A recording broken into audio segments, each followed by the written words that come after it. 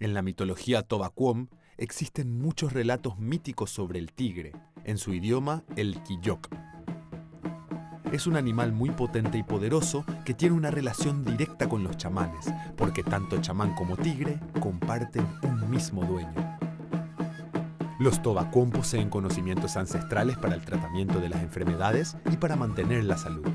En la actualidad existen aún en las comunidades ancianos y ancianas que practican la curación utilizando grasa de animales silvestres para fricción, infusión de zumo de hierbas medicinales y succión.